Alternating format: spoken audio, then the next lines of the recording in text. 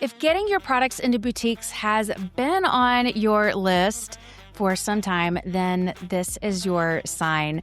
The Retail Ready Wholesale Challenge is a 5-day private podcast experience that walks you through exactly how to find the right retailers, write a pitch that gets replies, and follow up like a pro. It's only 20 minutes a day, $25, and by day 3, you'll have real pitches in real retailer inboxes. One wholesale account more than pays for this challenge many times over. Go to retailreadychallenge.com or the link in the show notes to grab your spot. If you've ever said yes to a customer or a client that you knew wasn't the right fit for your brand because you needed the money, or maybe you kept over-delivering and underpricing your products because it felt generous, this episode is going to feel like we are reading your mind because there's a word for that, and it's called scarcity. And it almost never looks like fear. It looks like hustle. It looks like humility. It looks like being helpful. And today I'm sitting down with my biz bestie, Jan Touchberry, who helps Christian entrepreneurs build clear brands and smart systems for honest conversation about how scarcity quietly runs our pricing, our giving, and our business growth. This is She Sells Differently.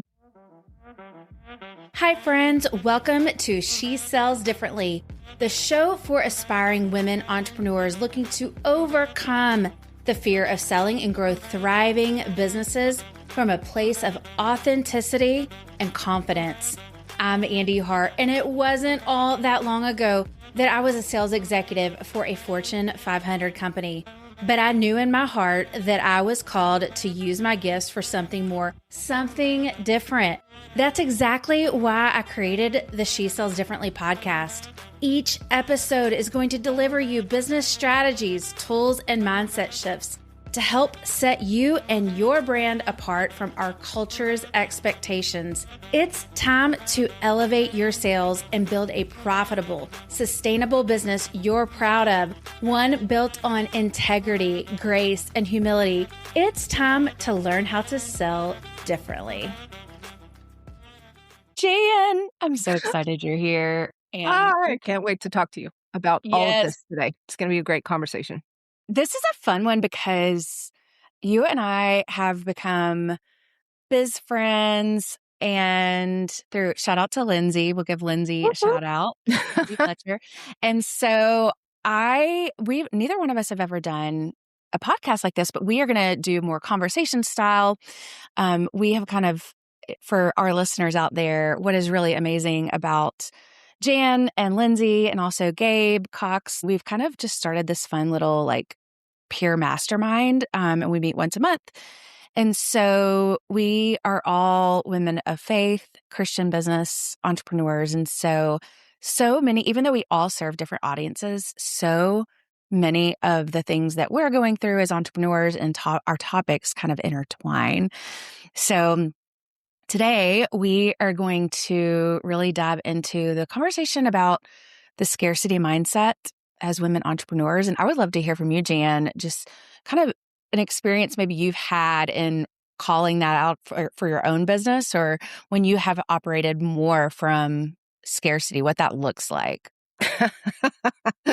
This is such a hot topic. I could do so many hot takes on this, right? But I feel like the best example that I can give you, and I think there will probably be some heads nodding as they're listening to this, is when I first started my business, I literally thought that I had to take every $27, $47, $97 client who said yes, no matter what they needed, because I needed money.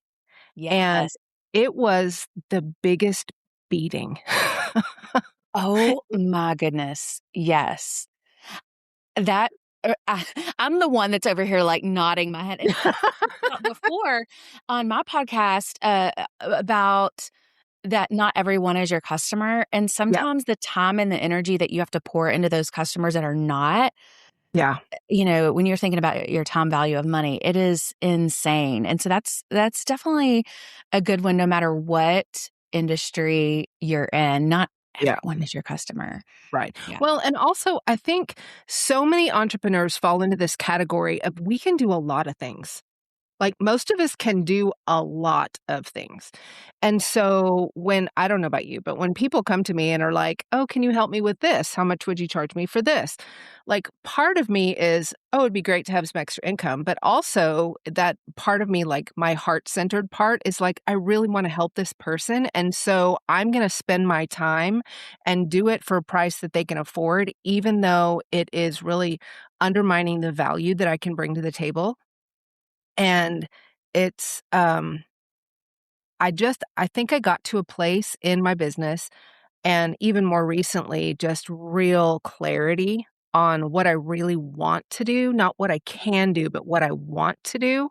Yeah. And it when you reframe all of that, it really does, it changes how you show up. Yeah. So diving into that a little bit, talk a little bit about how you came to that where you were really you had that clear focus on your niche, what you enjoyed versus what you're Mhm. just good at. And what Yeah. did that actually look like in practical terms for your business? Oh my gosh. Well, it's still evolving. Let me just tell you that. It's still Always evolving. is, right? Always evolving. Yeah. I think, sometimes we can be afraid of the evolution of a business and, even ourselves as women and as Yeah. entrepreneurs. I think thinking about evolving into what God has next for us can be really scary, and that, I think, holds us back. I think that's part of the scarcity mindset. Am I gonna have what I need to step Mm. into this new place?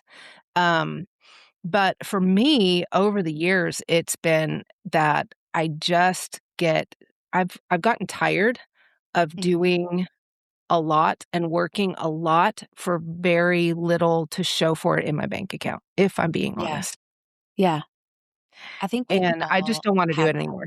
Yeah, Yeah. I don't wanna do it anymore. I think we've all had that. And then we see these entrepreneurs out there that are saying, I have a multi six figure business or a seven figure Right, business and I work, 10 hours a week. And you're right. like, and that's like, I want to get there. Right.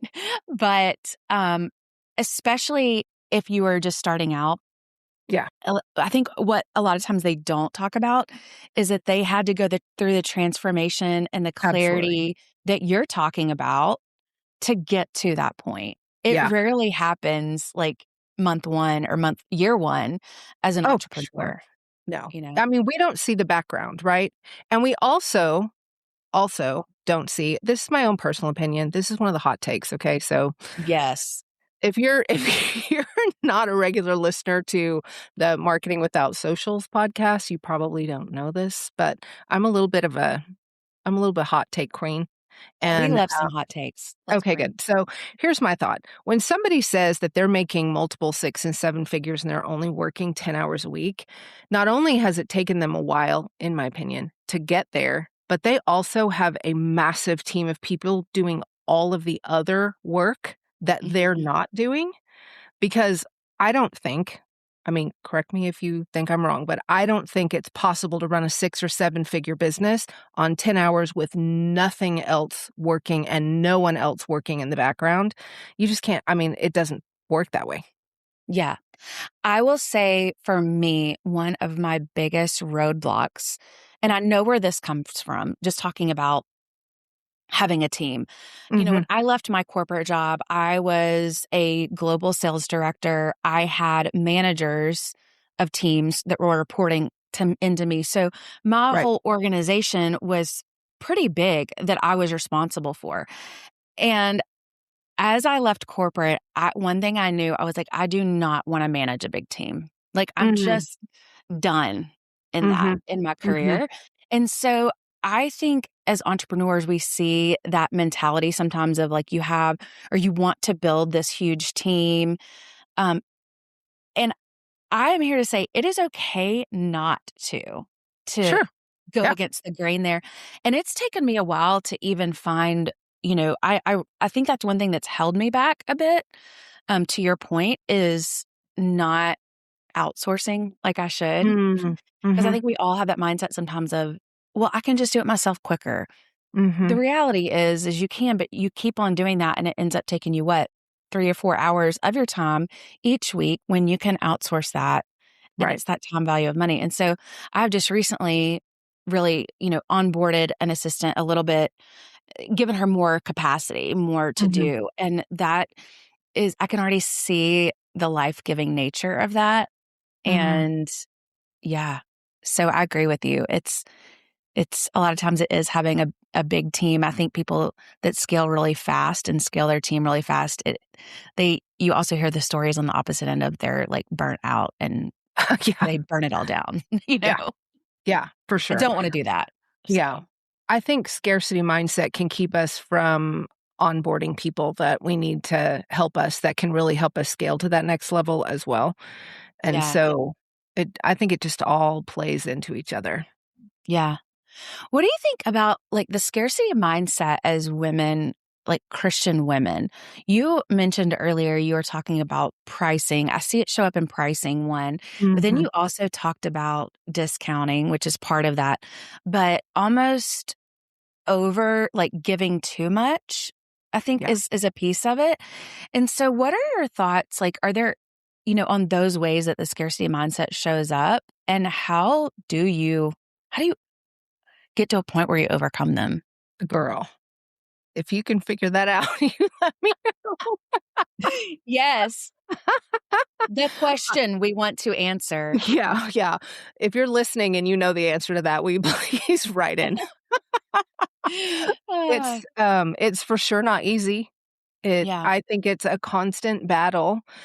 For me, I I have really over the last few years, I think just like little backstory that plays into this is I've lost both my parents in the last 4 years.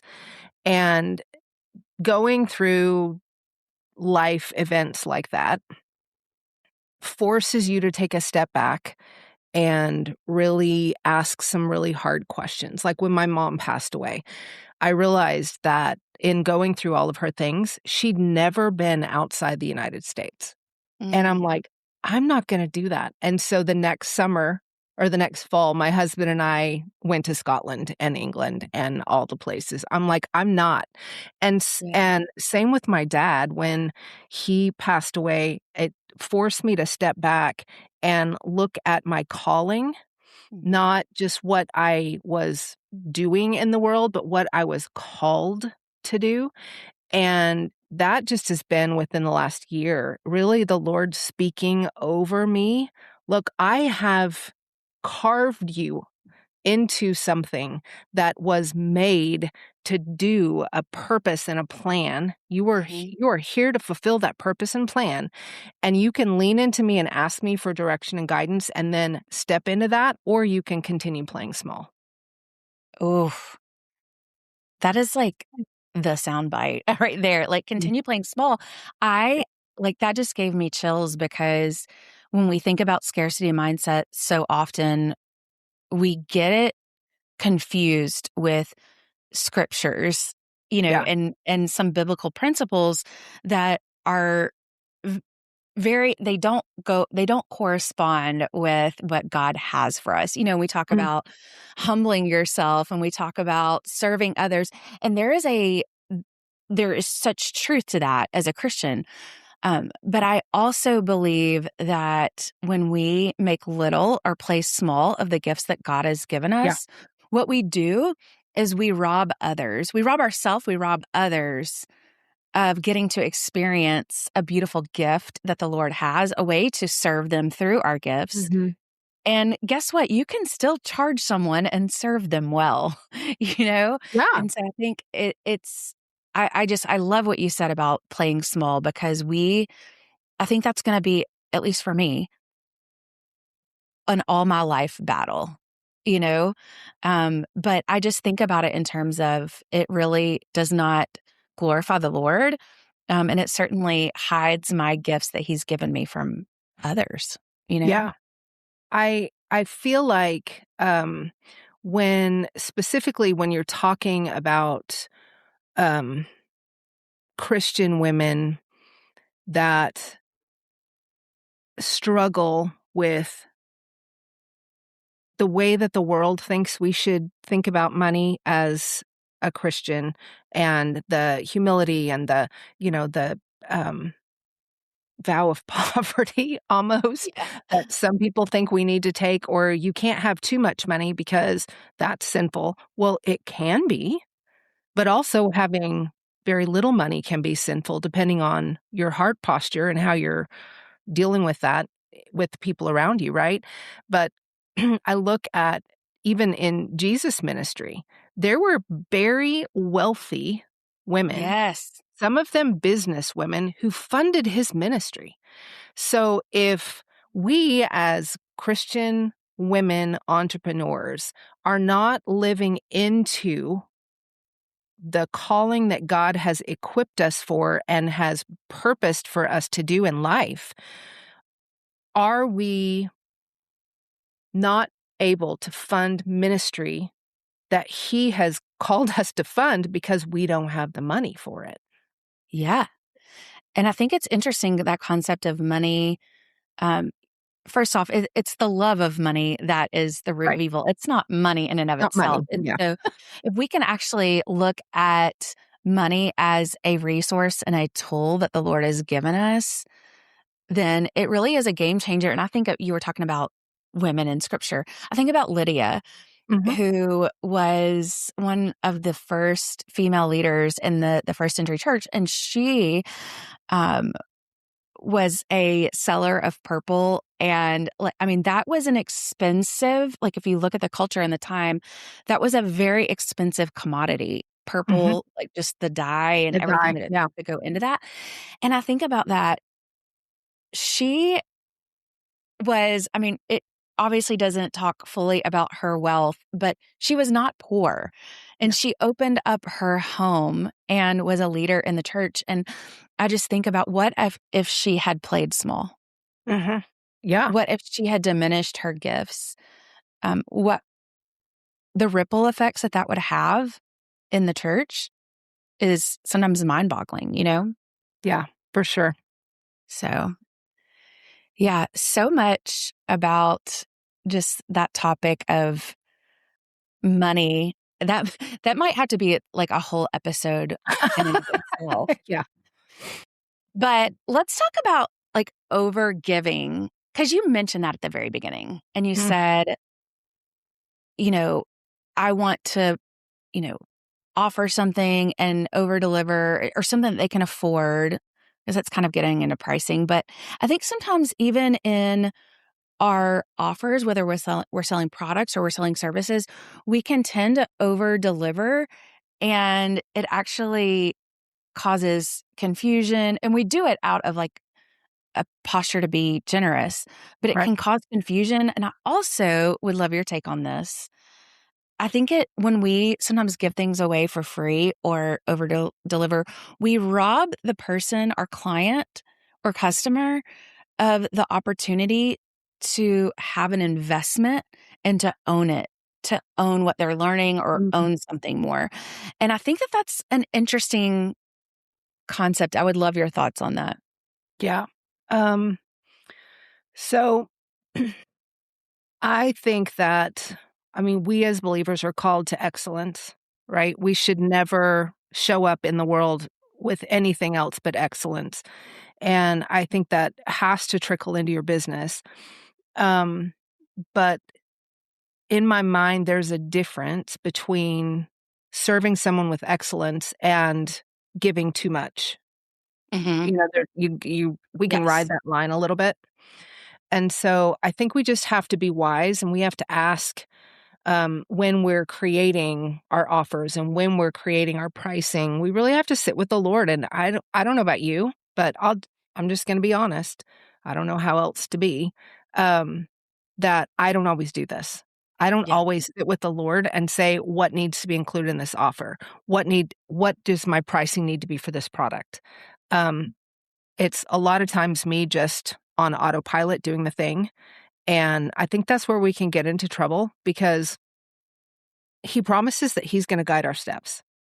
Hmm. And, I feel like the verse that really I always have a verse of the year, and the one for 2026 for me is seek first the kingdom, and then everything is going to be added, right? Yeah. Seek first, then he adds. It's not he'll add and then you get, right? And Yeah. so it's even with the small things like products and pricing. If we're seeking him first, then he's gonna give us the wisdom that we need in order to come up with what we're supposed to be doing, and then you go out and you do that with excellence. Yeah. How do you do it in your business? Well, I want to say this first. I struggle too with Mm, often, and I had this conversation several years ago with a fellow Christian entrepreneur about really putting everything before the Lord before you're putting it out in front of your clients. yeah. And I think it's easy sometimes to fall into the mindset that, well, it's just a small detail. And so it doesn't really matter to the Lord. Mm, And the more I study scripture and just am in the word, the more I realize that God cares about every single detail. mhm, And so that has really changed my thinking as far as like how I am praying over my business. mhm. And I feel like this is going to be this is just a daily challenge because sometimes I'm excited about what I do. I love what I do, but I want to dive right on in. Instead of slowing down in the mornings and spending time in the word and praying over my day, spending time in prayer, praying over the details of my business. Yeah. And I find that I have a lot more clarity and purpose when I slow down and spend that time with the Lord in the morning. And it's very, very interesting because I'm a fast mover. Like I have an idea for an offer. I want to put it out into the world. And I think Mhm. a lot of times the Lord is like, I feel like he's like that vision of like me trying to run and he's just like holding me like, hold up, Right. chill out a minute, you know? Yeah. So, yeah, it's something that I constantly struggle with, but the one thing I do know is that the Lord cares about the details, and He's been evident of that in my Mhm. business all along. Yeah. I think, I think for me, when I feel the Lord nudging me in a certain direction or sometimes shoving me in a certain direction, Yeah. I'm going through the shoving right now, um, then I can get in my own head and go through that loop, where I'm overthinking things. And sometimes I can even say, "Well, I don't have clear direction from the Lord yet." Really? Do you really not have clear direction? Didn't he Yeah. shove you in this direction or gently nudge you or lead you in this direction? And are you second guessing because the enemy is getting in your head and whispering things to you that can derail you from the plan and the purpose? Mhm. Because that happens a lot with me. Yes. And I think overthinking is one of the enemy's biggest strategies for entrepreneurs, causing us to get into that loop and never move. Yeah, and it leads to inaction. Yeah, I have to guard against it all the time. Yeah. I think for me that I'm actually you calling that out right now is very interesting because I am in that overthinking period of Mm, my business that I know I have a good offer. I've actually put a survey out there in front of my clients. It's validated, but feeling like, and I think this goes along with it, but it has to be perfect yeah. before I put it out there. And that's Mhm. the overthinking Right. in me. Um, and one thing I know about myself is I'm a recovering perfectionist, and the enemy uses that in my life and in my business in so many ways. So, to your point, instead of taking action, like imperfect action, and learning from that, I will just hold back until I feel like I have it all figured out. And guess what? You're never going to have it all figured out Mm, perfectly. no. So, yeah, I feel like that. And I also feel like distraction is another tool that the enemy uses. Yeah. In my life and in my business, Oh, just for sure. distracting me from, like, the clear path that the Lord has, and I think a lot of times, business and we overcomplicate it just as we overthink, we overcomplicate Mhm. everything. The thing that I have learned is that simplicity scales. And we Mm. are trying to go in all these different directions. And I Yeah. felt like the Lord has been saying to me, simple. You need to simplify, you know? So, Yeah. yeah, that perfectionism and distraction are two of the things that really get me caught, you know? Yeah. So, let me ask you this question, mostly it's for me. Um, like I said, I'm in an evolution process right now, and, I have recently, um, decided that the majority of well, let me back up. So, the majority of my income comes from one section of what I do. And then I have all these little ancillary things that bring in income periodically, right? But it's the ancillary things that I usually have on retainer, which Hmm. bring in like it's a steady income, but it's like a tenth of if I get one of Yeah. these, but I have these on retainer, but these take so much time, right? The retainer things take so much time. Yeah. And I have recently decided that I have heard the Lord saying, "Look, I'm not calling you to this anymore. I'm not asking you to have the 10th so that you can have a steady income to make you feel good. I want you to do this and trust me that I'm going to bring the increase." And it is scary, girl. Fear. It is Yes. scary. How do you deal with that in your business? So, first, I'll say that what you're going through is very normal. And I think we've all gone through it. And I think it is also a constant thing that we Yeah. have to go through. I will recommend a book. I'm going to look, I forget who the author is, but I may have talked about it on the podcast before. Here it is. It's not actually a faith-based book, it's a business book, but it's called 10X is Easier Than 2X, and it's Oh. by Dan Sullivan and Benjamin Hardy, and I have read some of their books before. This book was probably one of the single most impactful books that I read. I think it was either last year or the year before, and I need to reread it. But the whole premise of that is exactly what you just said, Jan, about we spend so much of our time chasing after that maybe 2X growth. And Mhm. this is where I'm at in my business. I've been almost 3 years now full time, and I have 2X'd every year since I started. And listen, that's not a time I didn't start like I started from zero, you know? Right, right. And so my point in that is that he's saying 10X is actually easier than 2X. And here's why.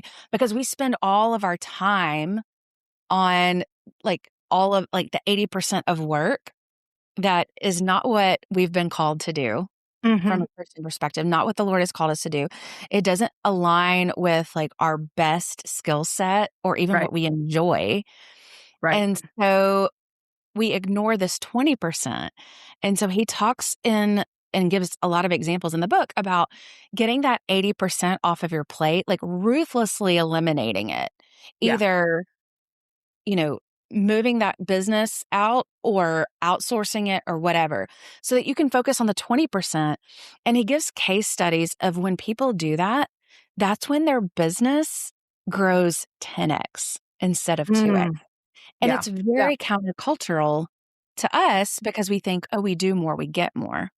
Yeah. But it really is, if you look at from a biblical perspective, of slowing down, doing what the Lord has called you to do, and you're actually spending less time working and you're Well, enjoying work more. and it goes back to that scarcity mindset, right? So in order to Yeah. do that, you're gonna have to have some help if you're gonna keep these things on your plate, or you're gonna get rid of them altogether.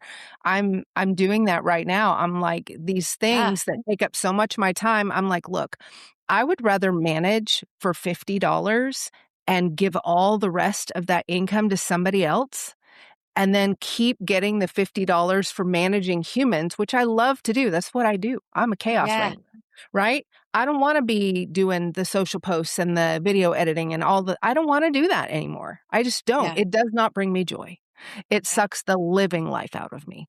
Amen. But Yes. managing people and working with clients one-on-one, I love doing that.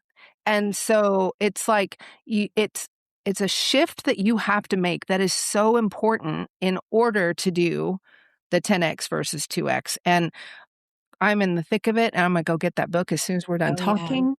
I wish I could And just hand it to you because I think it's right behind me.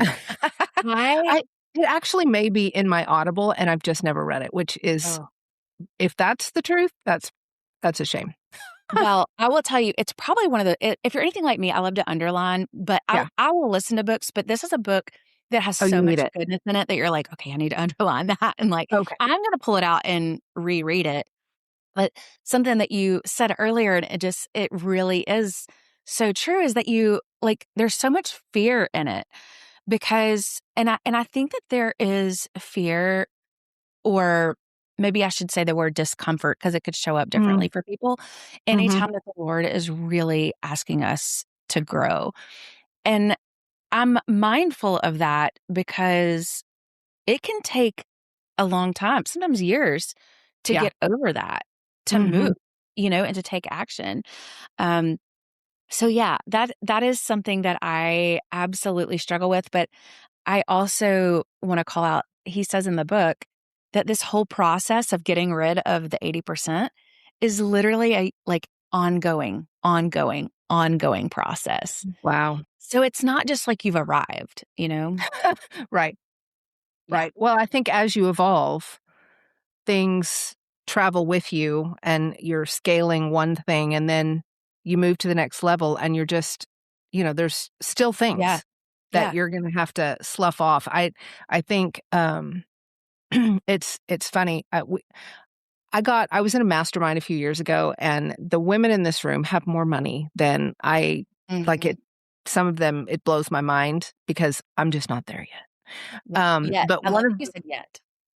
one of them in particular is, like hers starts with a B, and, she has so much money, and I got to go to dinner with her and just glean from her wisdom, like, just being in the space with her is incredible. If you've never had the opportunity to be in a room with women who are so far above where you are, I highly recommend it. It is Yeah. 100% worth it, 100% Yeah. worth it. But at this dinner, we were talking about the stuff that we were going through in our businesses, and she said, I woke up this morning and my biggest problem was that one of my businesses lost $3 million overnight, and I about spit out my water." And it just goes to show you that exactly what you were talking about, the same things are there. It's just on a bigger scale, Yeah. right? So you're talking about losing $300 when a customer or a client decides that they're not gonna be with you anymore, or you're talking about when you're a billionaire, you're talking about one business losing $3 million overnight, Yeah. right? It's all the same. It's all there. I think, thankfully, the Lord grows us into each season that He brings us into, Oh, yes. and for that, I'm very grateful. Yeah. Something that it made me think of this analogy when you said being in a room with people that are more successful than you Yeah, and, um, have been where you're at some point, but they have grown and they're past that and just how valuable that is. And I can't help but think about when I was in high school, I played tennis. I was not a great tennis player. Like, I will just throw that out there. But one thing I noticed is that when I played people that were better than me, I played better. yep, And when I played people that were not as good as me, I would sometimes get beat. And I knew I was a better tennis player than that, but I would get beat because I was playing down to their level. And playing small. so I think about that in the terms of entrepreneurship. It's like sometimes when we surround ourselves with people that are thinking small, our thinking is small. And Absolutely. so I think that there's just such wisdom in really being around people that even if they're so far past where you wanna be, seeing what's possible, you know? Absolutely. Yeah, totally agree. Okay, we're gonna pause there today because we really barely scratched the surface, and Jan and I both felt that in the room. The money conversation is big enough to deserve its own episode. So we're gonna come back to you next week with part 2, And we're going to go deeper on pricing specifically. It's such a hot topic right now. Well, it's always a hot topic, right? And so we're going to talk about how to set your numbers from provision instead of panic, how to stop discounting out of fear. We're going to talk about how to charge what your work is actually worth without flinching or apologizing for it. And so if you left today with even one thing to sit back and think about, I want you to bring it back next week because we're going to get specific on all things pricing. So until then, stop playing small, and I'm cheering you on.